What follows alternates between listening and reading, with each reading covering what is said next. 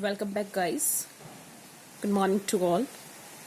Last time we had done with our some basics of chemistry, and today we will start from. We will continue from the basics.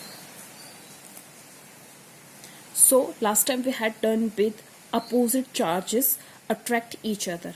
Okay, जो भी आपके पास opposite charges हैं, they always attract each other and energy decreases. ठीक है, तो so you have energy decreases. Arrow downward. कभी भी आपके पास एरो में डाउनवर्ड लगाती हूँ, दिस मीन्स एनर्जी डिक्रीजेस और something decreasing. Okay, and similar charges oppose each other, energy increases. If anyone you have opposite charges, so there is always forces of attraction between the opposite charges. So attraction, and whenever there is attraction, so energy of the system decreases. And when there is a like charges, positive positive, negative negative, always repulsion will take place. And if repulsion will take place, so energy of the system increases. तो ये कुछ पहला basic था आपका atomic structure में. Now we will continue with our next basic. Okay, अब उस दिन आपने क्या किया था, एटम का स्ट्रक्चर किया था. तो एटम के सेंटर में न्यूक्लियस प्रेजेंट होता है. ठीक है, it's a nucleus. Nucleus is made up of two particle, proton and neutron, and you know proton have positive charge, neutron have zero charge or neutral charge. Okay, so again see, this nucleus have proton and neutron, and both proton and neutron form atomic mass. So next basic is your atomic mass. Okay,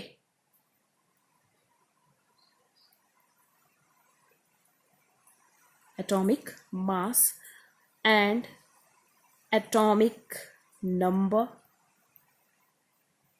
Okay, these two are, and another one is electronic configuration. Okay, so what is the electronic configuration and what is the atomic number? So we had done structure of atom, that is nucleus is inside the atom, or nucleus is concentrated inside the atom, or mass is concentrated inside the atom, that is known as a nucleus. And around the nucleus there is a some round structure. Okay, that round structure is known as shell or energy level. Why they are called energy level? Because if there is certain energy associated with the each cell, this means each cell have a certain amount of energy. Okay, so this round structure is known as shell energy level. Okay, and in this energy level, electron with revolve with two type of spin.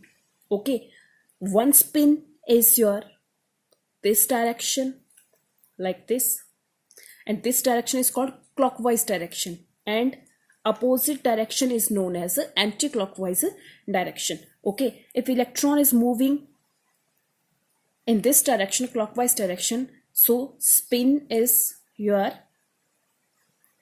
plus half. If electron going to be move in opposite direction, so spin is minus half, not positive half, it is a minus half. Okay, so this is a specific structure of atom. Okay, so now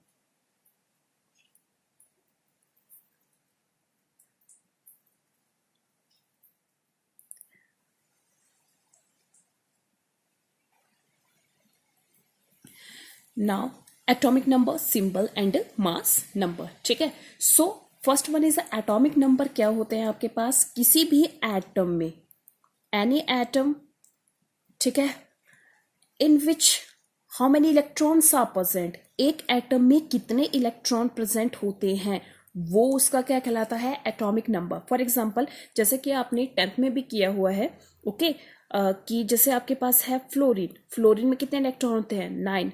तो हम क्या बोलते हैं, इसका atomic number क्या है, its atomic number is 9, okay. So atomic number represent number of electron और it also represent number of proton. Always remember, number of electron always, ठीक है, atomic number represent number of electron and number of electron always equal to number of proton.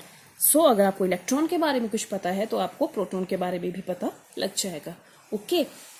So atomic number करेंगे हम up to 30। आपने अभी तक से base तक करने हैं, ठीक है। 21 to 30 मैं आपको बाद में बताऊंगी, पर आपको 20 तक एटॉमिक नंबर और मास नंबर, ठीक है, बहुत अच्छे से लर्न होने चाहिए। केमिस्ट्री करने का, केमिस्ट्री को समझने का एक सबसे अच्छा तरीका यही है कि आप केमिस्ट्री के बेसिक की तरफ ज़्यादा, ठीक है, ध्यान दें। अगर आपको केमिस्ट्री के बेसिक अच्छे से आते होंगे तो आप केमिस्ट्री का कोई भी चैप्टर, ठीक है, कोई भी क्वेश्चन बहुत आराम से कर सकते हो। पर अगर आपको केमिस्ट्री का बेसिक नहीं आते हैं, ठीक है, तो आप कोई भी क्वेश्चन नहीं कर सकते। आपके तीनों सब्जेक्ट्स में, ठीक है, बायोलॉजी हुई, मैथ्स हुआ, फिजिक्स एंड केमिस्ट्री में सबसे ज़्यादा पढ़ने में कठिन आपकी केमिस्ट्री होती है।